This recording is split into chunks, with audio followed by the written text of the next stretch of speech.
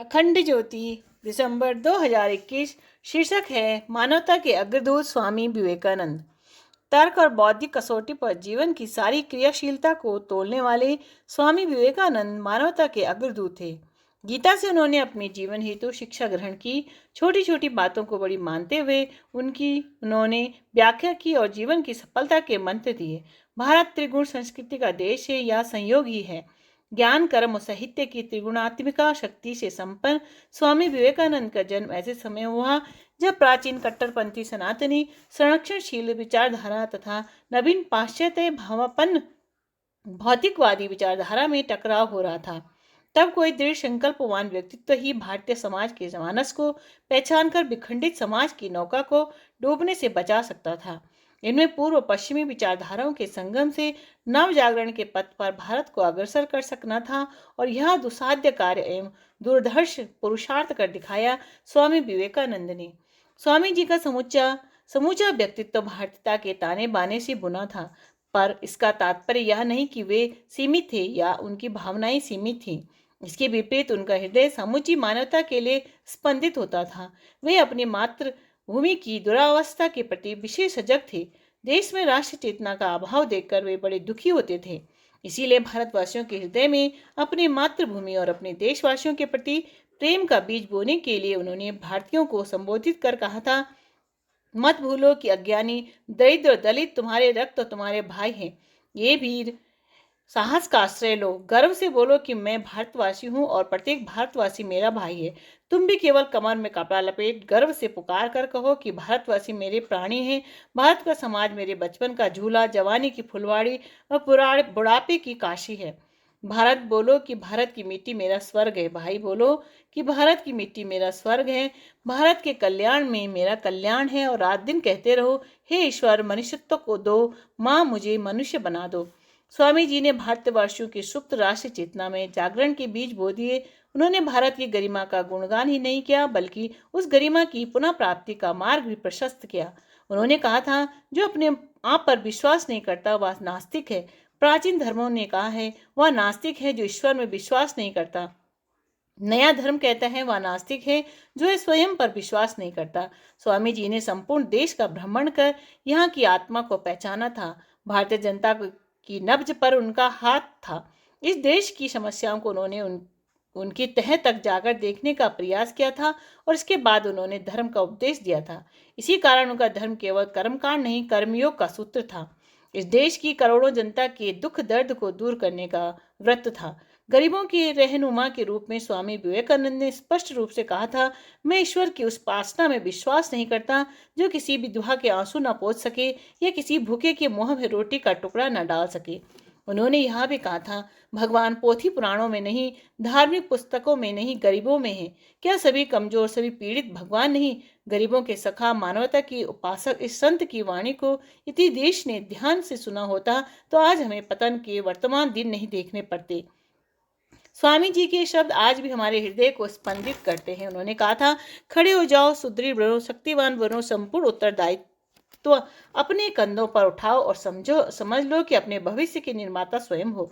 अपने ओंठों को बंद रखकर अंतःकरण को खुला रखते हुए भारत के पुनरुत्थान के कार्य में पूरे परिश्रम से जुट जाओ। तुम्हारे कंधों पर ही भारत का और इसका भविष्य निर्भर है। स्वामी विवेकानंद भारत माँ की कोख से जन्म लेने वाली ऐसी विभूति थे जिनके अंतःकरण से यह देश कभी भी ओझल नहीं हुआ। इस देश के निवासियों की दशा के बारे में उनका हृदय में सदैव बेचैनी बनी रही। उनकी दुर्दशा को समाप्त करने की दिशा में वे निरंतर विचार करते रहे। जब वे इस देश में रहे तो उन्होंने देश के लिए काम किया। जब वे इस देश से बाहर गए तो भी देशवासियों के बारे में सोचा। उन्हें यह देश, उसकी मिट्टी, उसका दर्शन, इसकी संस्कृति और इसके निवासी इतने प्यारे थे कि उन्होंने अपनी चिंतन का आधार इन्हीं को बनाया। इसमें संदेह नहीं कि स्वामी जी एक बहुत बड़े देशभक्त और समाज सुधारक थे। उन्होंने इस देश के निवासियों को जागृत करने का सदा प्रयास किया। स्वामी जी ने कहा था, यदि तुम इस देश का कल्याण करना चाहते हो तो तुम सबको गोविंद सिंह बनाना होगा।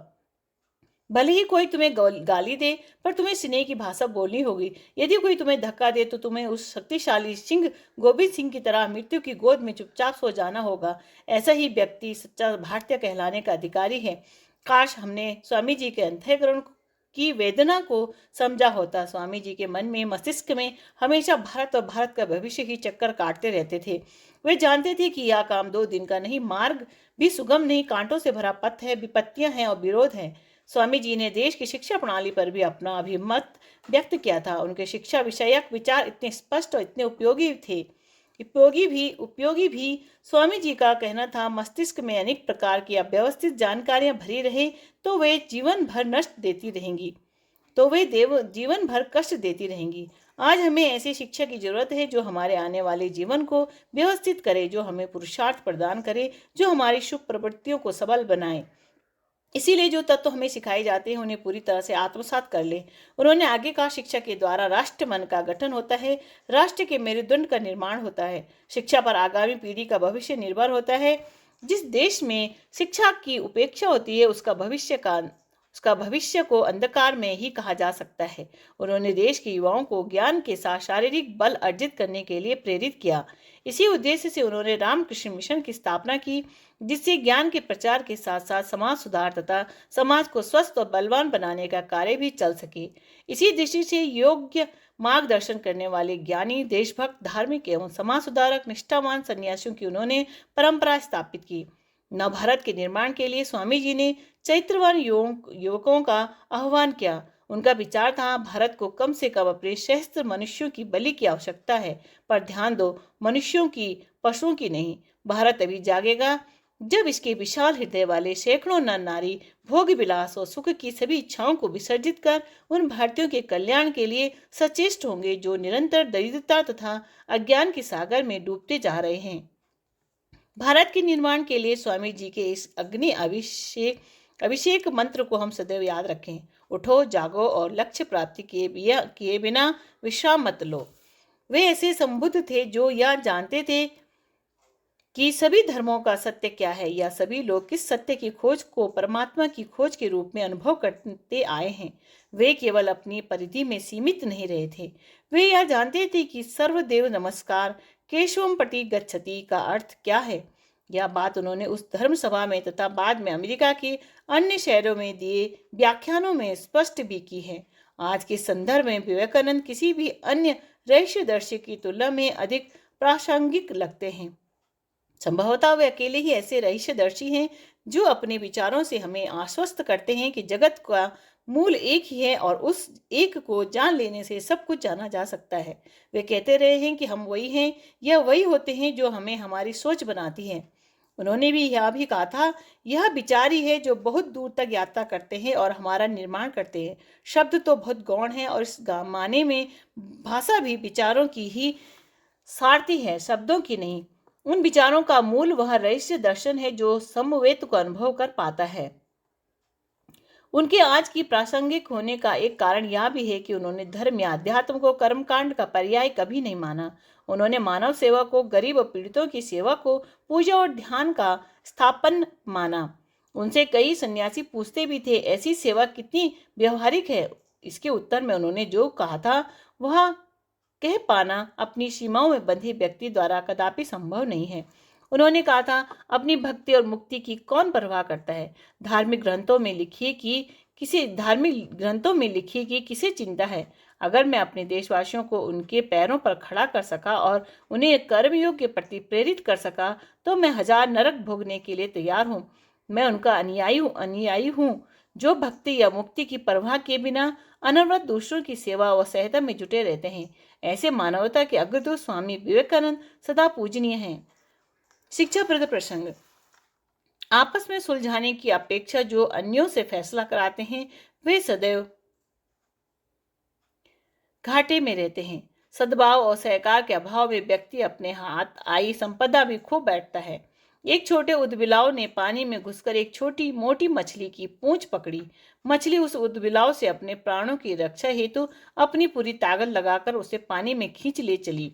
स्वयं को असहाय दशा में पाकर उदबिलाव ने अपने एक दूसरे साथी को जोर से चिल्लाकर पुकारा। उदबिलाव का दूसरा साथी वहां दौड़ा आया और दोनों ने मिलकर उस मछली को किनारे पर लाकर पटक दिया।